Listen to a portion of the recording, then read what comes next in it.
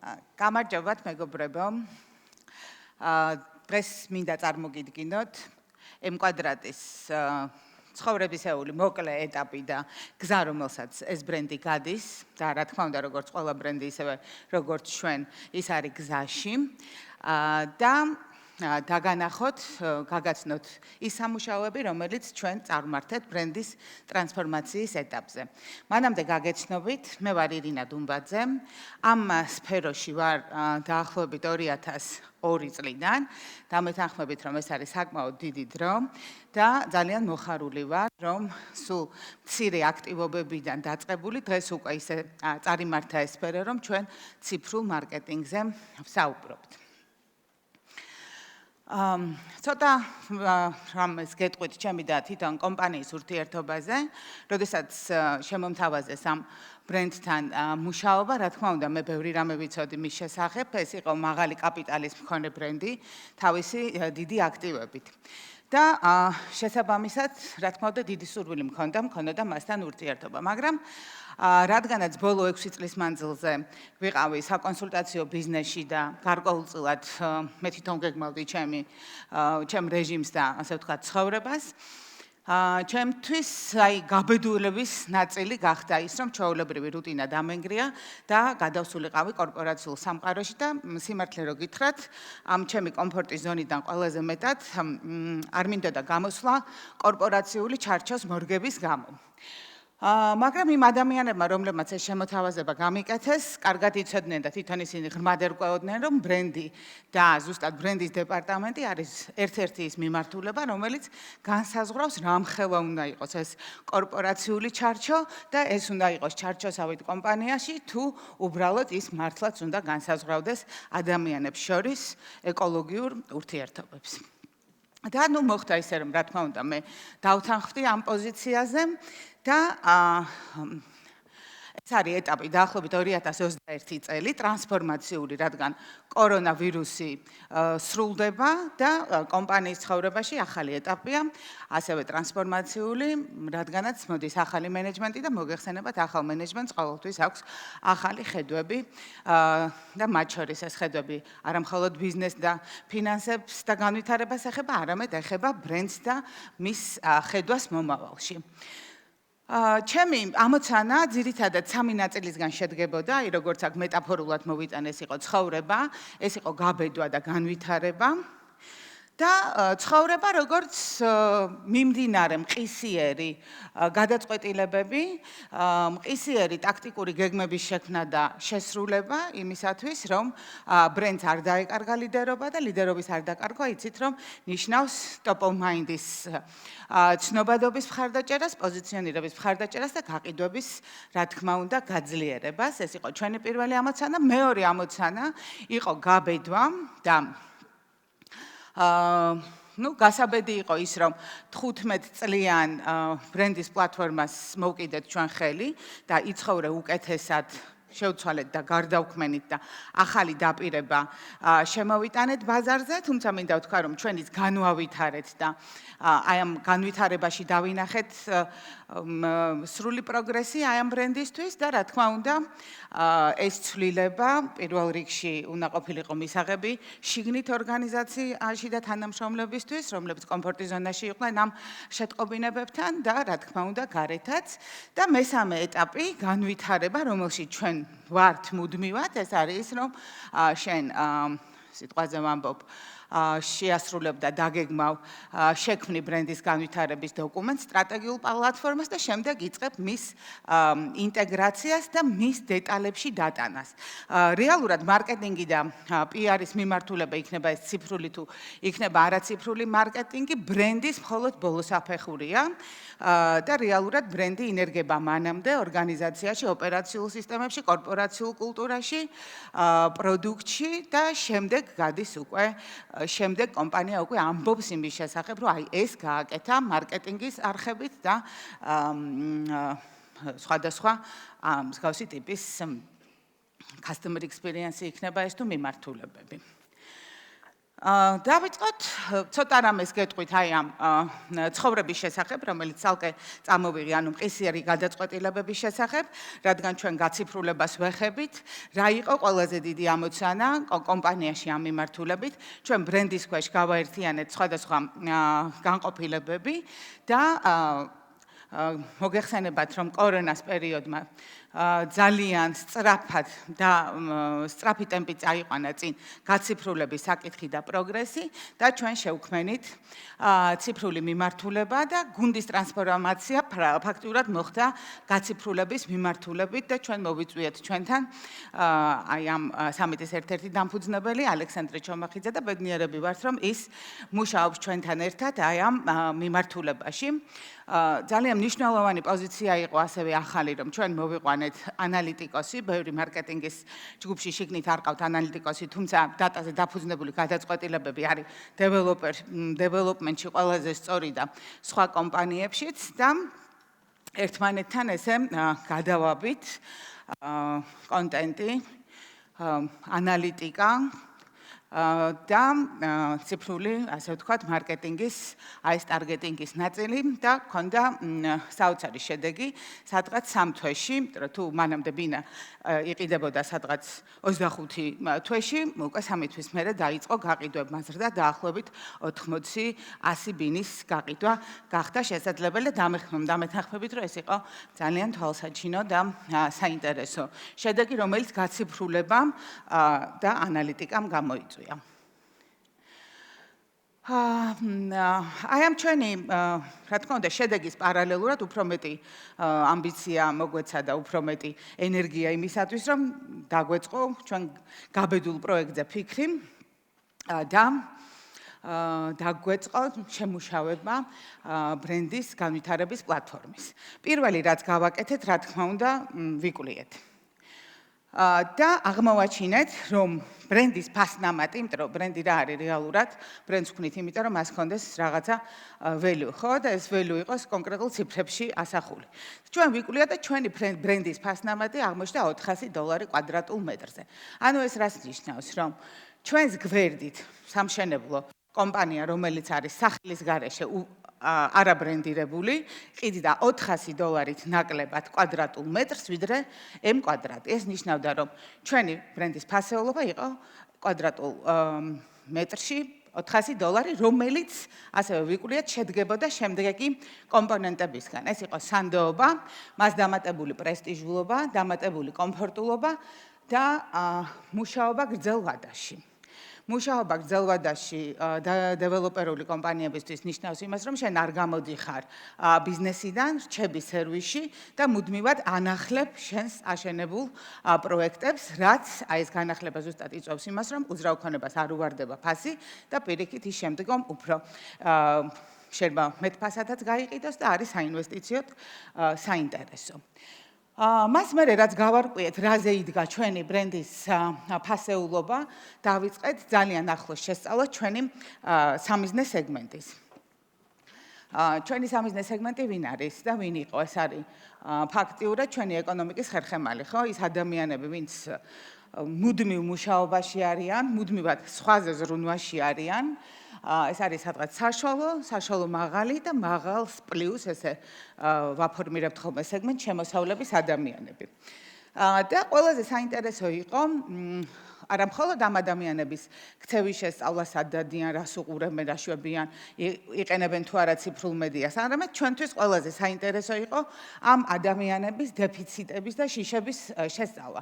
რატომ? იმიტომ რომ როდესაც შენ ბრენდს აკეთებ და გინდა რომ რაღაც თქვა, შენ უნდა იპოვნო გარკვეულწილად დაუკმაყოფილებელი მოთხოვნა და რაღაცნაირად დაიწყო მისი დაკმაყოფილება. ან ემოციურ დონეზე, ან უფრო სწორედ რაციონალურ დონეზე, რომელსაც შემდეგ გადაიყვან ემოციაში, ხო? ასევე ჩვენ სახლის კონცეფციები შევისწავლეთ.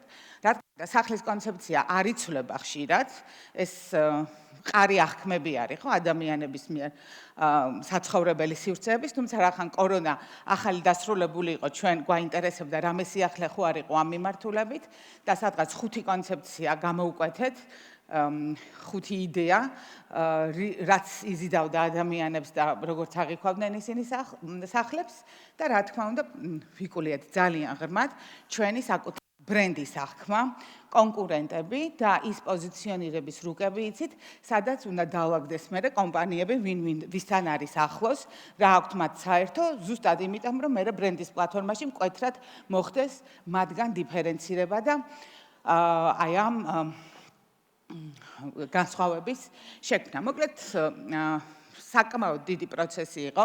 საბოლოო ჯამში ჩვენ ბრენდის პოზიციონირების პლატფორმა დავამტკიცეთ 9 თვეში და აი ეს 9 თვე მოუნდით აი ამ შესწავლის და დაგეგმვის პროცესს და ეს შესწავლა ასევე იყო საინტერესო, იმიტომ რომ შევისწავლეთ შიდა ჩვენი გარემო, ჩვენი შესრულების ეფექტი, როგორ ვასრულებდით ჩვენ პროექტებს შიგნით დეტალებში, იმიტომ რომ საინტერესოა ხო, ბრენდში როგორ უნდა აისახოს თუნდაც პროდუქტის, თუნდაც დეტალური რაციონალური მხარე და ვსწავლობდით ჩვენი ადამიანების ღირებულებებს, მათ შორის შემზღუდავ ღირებულებებსაც კი, რომ შემდგომ არ ყოფილიყო რამე კონფლიქტი მომავალში დასაგეგმ ბრენდის პლატფორმას და მის კომპონენტებთან მიმართებაში. როგორც გითხარით, თავიდანვე რა თქმა უნდა M კვადრატს ძალიან მაღალი კაპიტალი ჰქონდა და სემანტიკურ კაპიტალს რო შევხედოთ, ყველაზე მაგარი სიტყვა ჰქონდა, რაც კი შეიძლება ადამიანს ჰქონდეს სამშენებლო ბიზნესში და ეს სიტყვა იყო ცხოვრება, ხო? იმიტომ რომ იცხოვრე უკეთესად, იყო 15 წელი უკვე პოზიციონირებული ბაზარზე კომპანიის მიერ და რა შეიძლება იყოს ცხოვრებაზე საინტერესო იმ პროდუქტის მწარმოებელისთვის, რომელიც ქმნის ცხოვრების განხორციელების სცენას, ხო, სახლს. რეალურად არც არაფერი და ავიღეთ და ჩავეჭიდეთ ჩვენ, რა თქმა უნდა, ამ ცხოვრებას ღუზასავით მოვეჭიდეთ მას.